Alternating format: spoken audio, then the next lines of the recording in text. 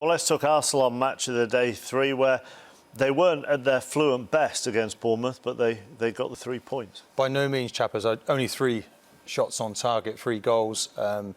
Yes, it was a very important victory, though, because looking at what Chelsea, Man City have done over the weekend, Arsenal needed to respond to that.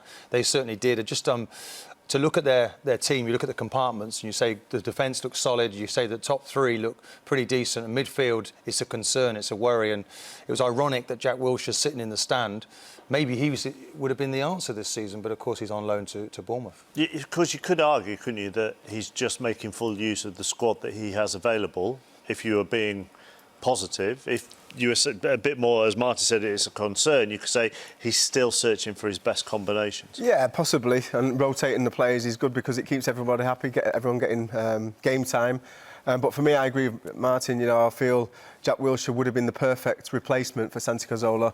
And with him injured, they tend to lose a lot more games and don't play as well as they can do with him in the team. So it's a big miss for them. But it's 3 points, and like we said, they've got the rotation and they've got the points in the bag. With everybody fit, if everybody was fit, is he purely looking for somebody to play alongside Santi Cazorla in that midfield too? Because you look at the stats, since the start of 2014-15 season, Arsenal won 65.5% of Premier League games with Cazorla starting, compared to 41 when he hasn't. It's quite remarkable. The little man there pulls the strings. He's the one who's brave. He wants to receive the ball and play, and it really is. So it's him plus one when he's fit. It looks that way. And whether or not, you know, the manager, Wenger, saw at the start of the season, well, it's going to be him because Cazorla won't be injured again, because he was out, of course, for large periods of last season.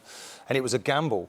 I know why Jack went. He has to play football, you know, and get back playing. Of course, he only plays every 7 days when he's playing for Bournemouth. At Arsenal, he'd have to be available every 3 days. So I just feel now that if you're not going to play Xhaka, well, there's a massive hole in that Arsenal midfield when Cazorla's not there. And that's even the more used to use him every 3 days and let him rest for the second game in the week. But Wenger wants to have, back in the day, it was Petit, Vieira, he wants those guys available. That's the sort of engine room of the team, and to not be available only for every 7 days really is not good enough at a big club like Arsenal. Could you say to Jack Wilshere, learn off Santi Cazorla, or is that a little bit patronising maybe now at Jack Wilshere's stage of his career? Could you have said that, say, 4 years ago, but now he's in his early to mid-20s, is it?